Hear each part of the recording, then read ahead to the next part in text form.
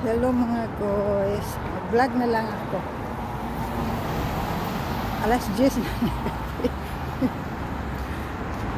Nag-exercise si Mare. Patulog na ako. Sus ko na. Para na tayong sundalo nito 24/7. Utusan pa ako. So ganun kumita guys. Mauutusan ka kahit nakahiga ka, nauutusan ka talaga. Mauutusan ka talaga sa mga errands nila ba. Kaya yung may nakakalimutan. Siyempre ganun talaga yun. Yung pahiga ka na, mauutusan ka. Winter pa ngayon. Medyo malamig-lamig lang ng konti. So, ganun siya. Ganun ang buhay dito sa abroad guys. Walang pipiliing oras yan. Pero pag tulog na ako, hindi talaga ako sasagot sa cellphone. Bahala kayo dyan. Nagpapatay kasi ako ng cellphone guys minsan. Ay nagpapatay ng wifi ba? Ay hindi ako makontak.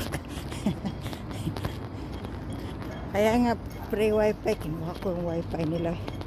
Sabi ko ibigay nyo sa akin yan. O dala upload mga video. So ayun, ngayon hindi nagbabayad ng internet. Mayroon lang akong load guys. Naglo-load ako buwan-buwan.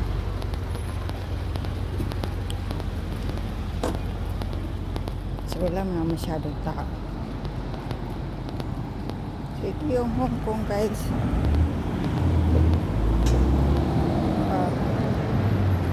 Gabi. Naglalakad, nagtatrabaho. Kaya yung ibang mga alam niyo yun, nasa Pilipinas, huwag kayo masyadong demanding sa mga OFW ninyo. Dahil anytime uutusan yan. Tapos kayo dyan, anytime pwede kayo magpahinga. Kaya yung mga pera na pinapadala sa inyo, ingatan ninyo. Ganun yun. Yung bang pahalagahan ninyo.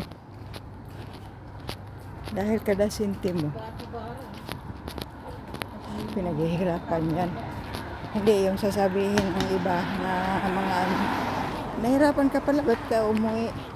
I-appreciate nyo yung paghihirap ng mga OFW. Hindi yung insultuhin ninyo. Ay, nahirapan ka pala, di umuwi ka. Bad yun. Magtitiis yun sila para sa pamilya, sa future ng mga anak. Kaya huwag niyong ini-insulto. Kayo yung dapat makaintindi. Intindihin ninyo na mag-isa lang kami dito. Magkaroon ka man ng kaibigan, bihira ang mabuting kaibigan dito sa abroad guys. Minsan kung sino pa yung kaibigan, siya pa yung magpapahamak sa'yo. Ganon ang realidad. Kaya ako, mapili ako sa kaibigan. Hindi ako basta-basta makipagkaibigan. Kung makukuha niya yung loob ko, di ayos. Kung makukuha niya yung ugali ko, ayos. Ganon lang. Ganon din naman ako sa tao, sa kapwa ko. Kasi minsan naiintindihan ko yung kapwa ko na hindi rin masyadong makipagkaibigan. So ako, hindi rin ako masyadong dumidikit. Malay ko kung ano yung feeling ko. Feeling din niya, di ba? Takot din siya, ganon. Kaya naiintindihan ko yun. So, malapit na ako sa bahay guys. Malapit na rin akong tawagan ng nanay niya. Kasi yung tumawag sa akin, anak, tapos ngayon yung kwarto ko bukas, tapos walang tao doon. Magtataka yun. Nasa na kaya itong babaeng ito, tapos na mag-exercise, tapos na maligo, lumayas. Wala sa kwarto. Kasi yung amo ko guys, hinahanap ako niyan.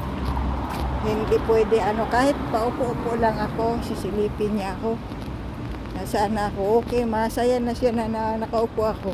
Huwag lang akong mawala doon. Hahanapin niya ako. So, ayan lang guys. Yun lang yung kwento ko. Kwentong tunay.